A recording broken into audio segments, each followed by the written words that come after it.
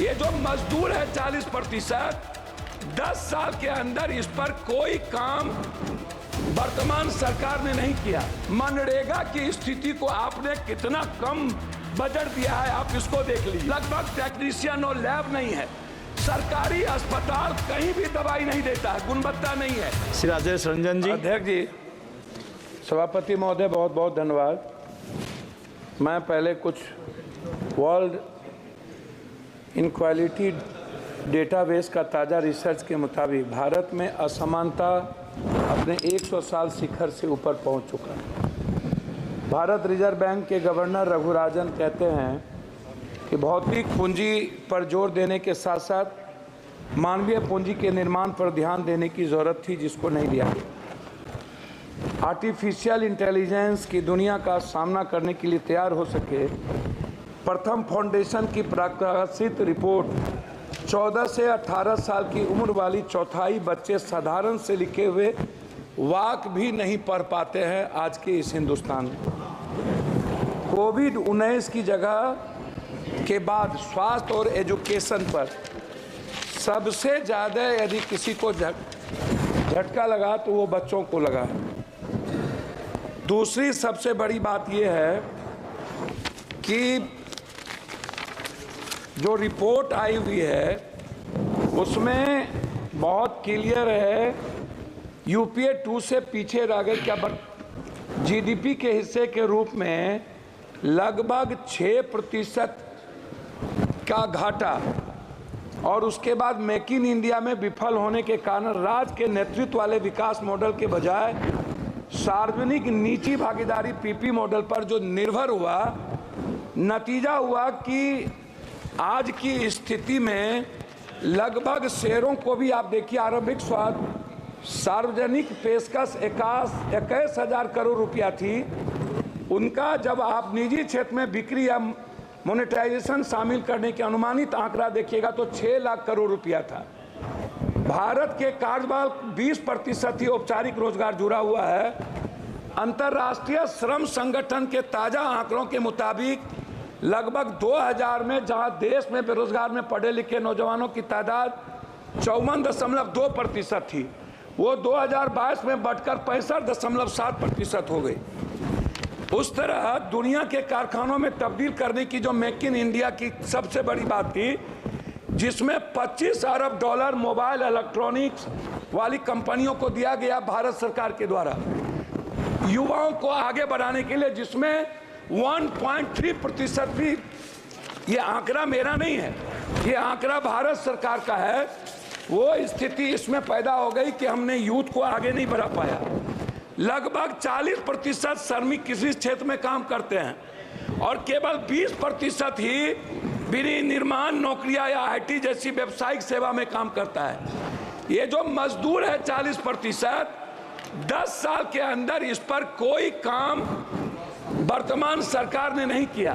खास तौर पर अनुसूचित जाति एससी, अनुसूचित जनजाति एसटी, पिछड़ा वर्ग ओबीसी आरक्षण के संदर्भ में आप उठा करके देखिएगा, जितनी प्राइवेट नौकरियों की बात आई नियोजित, उस पर कभी भी आज तक सभापति महोदय निजी आरक्षण को लेकर के वर्तमान सरकार 10 सालों में कभी भी किसी भी बजट में प्राइवेट आरक्षण को लेकर एसटी एससी अत्यंत पिछड़े वर्ग के लिए जब आपने सरकारी नौकरी खत्म कर दी, उसी का एक हिस्सा है बजट में जो आया है ओबीसी वर्ग के लिए, जिनकी राह में कठिनाई, छात्रों की pre 210 crore, post matric 10 crore, लगभग 921 करोड़, छात्रवृत्ति नेशनल फेलोशिप 55 करोड़, विदेशी शिक्षा की सब्सिडी स्कीम 25 करोड़ तथा छात्रावास योजना पर 45 करोड़ रुपया के अनुमानित, मतलब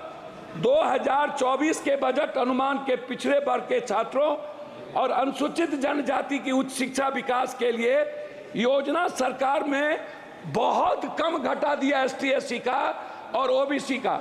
एक तरफ आप अत्यंत पिछड़ा ओबीसी एसटी एससी के आरक्षण को खत्म कर रहे हैं, एक तरफ उनकी इकोनॉमी को खत्म कर रहे हैं। विदेश जो एसटी एससी ओबीसी के बच्चे जा रहे थे उसके लगभग पैसे आपने 3 हिस्सा कम कर दिया। तो मेरा उसमें कहना बिल्कुल साफ है कि अध्यक्ष महोदय सबसे जो इम्पोर्टेंट था वो है, आप इसको समझने का प्रयास करिए, वो सबसे ज़्यादा है एजुकेशन, हेल्थ, नरेगा, विडो। मैं सभापति महोदय विडो के बारे में जो 6 पेंशन है, विधवा पेंशन है, वृद्धा पेंशन है, निःशक्त पेंशन है, मैं सरकार से जानना चाहूँगा ये 300 रुपया कब तक आप दोगे? 400 रुपया कब तक? क्या इस पेंशनधारी को 1000 से 2000 रुपया वृद्धा पेंशन को क्या नहीं बढ़ाना चाहिए? दूसरी चीज, नरेगा जिस पर मजदूर निर्भर है, मनरेगा की स्थिति को आपने कितना कम बजट दिया है, आप इसको देख लीजिए। दूसरा चीज जो हेल्थ सेक्टर है, ग्रामीण स्तर पर जैसे कैंसर है, ब्रेन ट्यूमर है, हार्ट है, जो संक्रमण बीमारी है, जो ओबीसी, अत्यंत पिछड़ा, दलित वर्ग आर्थिक रूप से वो नहीं कर पा सकता है, तो क्या आपने ऐसी कोई योजना बजट में कि जो ऐसा, आयुष्मान तो कहीं है फेल्योर है, तो क्या आप कोई ऐसी योजना जिसमें कैंसर, हार्ट, ब्रेन ट्यूमर, इसका इलाज फ्री और दवाई जो लगातार वृद्धि हो रही है, और ग्रामीण स्तर पर किसी भी अस्पताल का जहां डॉक्टर नहीं है, 76 अध्यक्ष महोदय पार्लियामेंट में 76% लगभग डॉक्टर नहीं है, लगभग टेक्नीशियन और लैब नहीं है, सरकारी अस्पताल कहीं भी दवाई नहीं देता है, गुणवत्ता नहीं है, मेडिकल सिस्टम नहीं है, आप इस पर नहीं कुछ बोले। मेरा सिर्फ आपसे अंत में कहना यह है कि आपने जाति जनगणना, मेरा कहना है कि अध्यक्ष महोदय कि जाति जनगणना के लेकर के आपकी क्या राय है, इस पर आप कभी चर्चा नहीं करते हैं।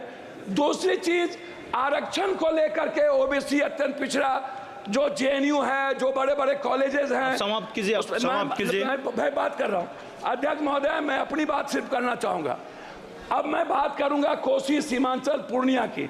मेरा रिक्वेस्ट आपसे यह है कि पूर्णिया में IIT और IIM का हब, सीमांचल पूर्णिया में केंद्रीय विश्वविद्यालय, अखिल भारतीय आयुर्वेदिक संस्थान सहरसा में, आप समाप्त लगभग मैं समाप्ति कर रहा हूं अपनी बात करके, कोर्ट स्टेशन और पूर्णिया जंक्शन में वाशिंग पीठ, लगभग कोसी नदी पर हाई डैम, पूर्णिया बिहार को उप राजधानी, दूसरा उच्च न्यायालय बेंच की अभिलाष कर रहा हूं, मक्का और मखान। मैं आपसे आग्रह करूंगा, सौमित्र खान जी, सभापति प्लीज कंक्लूड, प्लीज।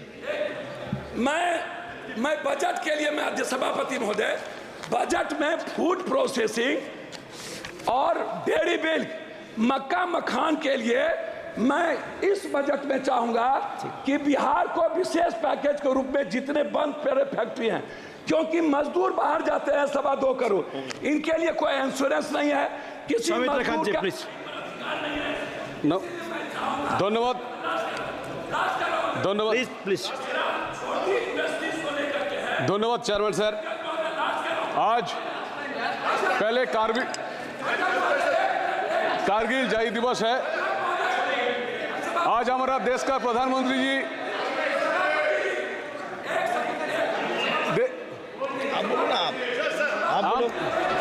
पहले धन्यवाद देना चाहता हूं, जहां देश का प्रधानमंत्री जी हमारा।